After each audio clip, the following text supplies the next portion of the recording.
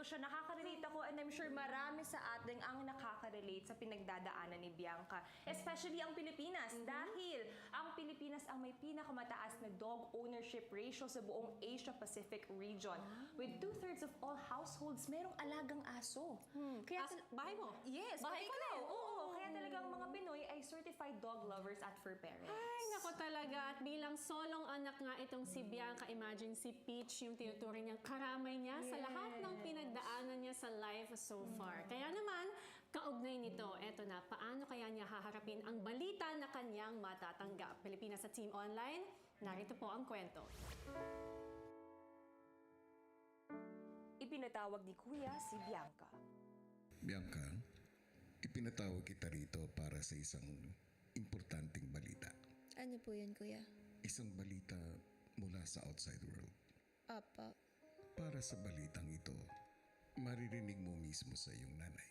Apa. Hi, darling. Baby. Hello? Mommy? Hello? Yeah, I can hear you. How are you? I miss you, baby. I miss you. I miss you a lot. I've been thinking about you a lot. Seriously. I miss you a lot, darling. I miss you, Mommy. Ganito.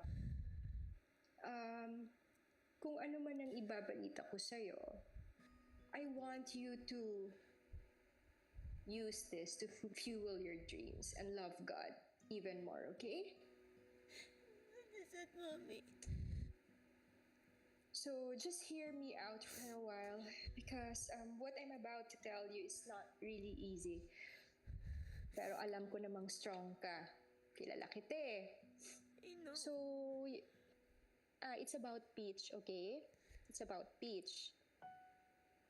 So, you know naman yung seizures niya, right? Medyo naging unstable the past few months. Nakaraan. And then, yesterday, so, hindi na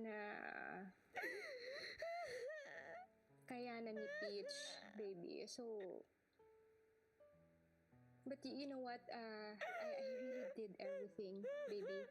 To the point na ako na yung nag-CPR sa kanya. I did everything. Baby, I did everything. Baby, I love you. Love you, Mommy. Magpaalam ka na, Bianca. Bye, Mommy. I love you. Love you. I love you. Para damayan ang emosyonal na si Bianca, ipinatawag ni Kuya si Esnir.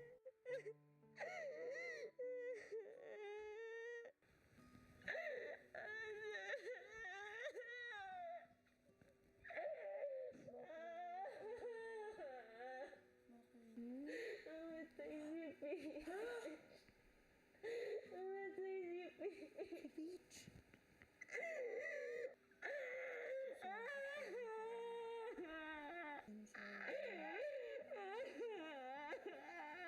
Nakusap ko yung mommy ko. Siya yung nagsabi sa akin.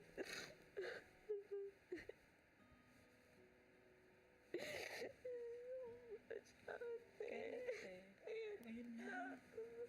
I'm sorry, Bianca.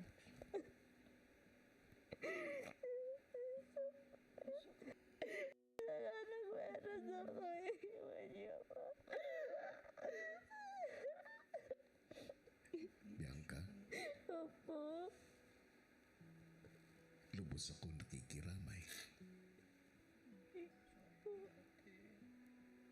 I'm sorry for your loss. Gusto mo bang makita si Peach one last time?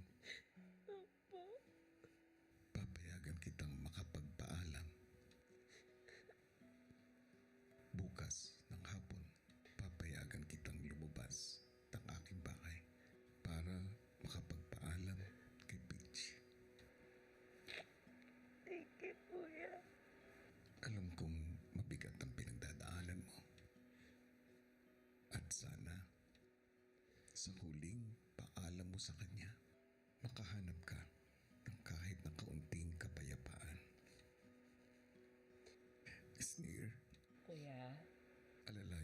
na si Bianca sa mga susunod na araw.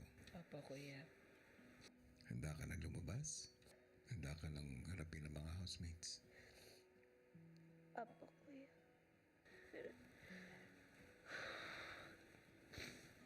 Oh, Salamat, kuya. thank you, kuya. Maraming salamat po. Thank you po ng marami, kuya.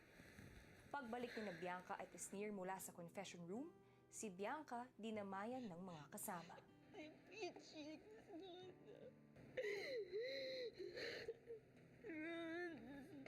Peachy? Ni Bianca. Ano? Peachy died. Hindi ko product. Oh my God.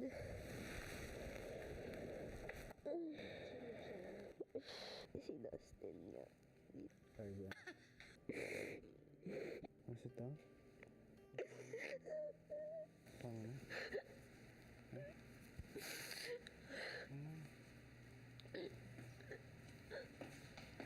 Kaya ko pa ba? Kaya mo pa yan. Hindi mo matutuwa siya pag nag-give up ka. Gawin mo para sa kanya. Ang housemates pinagdasal si Bianca. Heavenly Father, we ask you to bless Bianca, Lord God. Please bless her family in the outside world, Lord God. Please continue to guide them and give them wisdom, Lord God. Lord God, thank you for blessing us with your presence. Please continue to be with us in our everyday lives, Lord God. Please continue to be with us and bless us with your presence. We love you, Lord. Thank you so much. Amen. Alam niyo naman po kuya na nag-iisa lang po ako. So si Peach na rin po yung she's like a sister to me.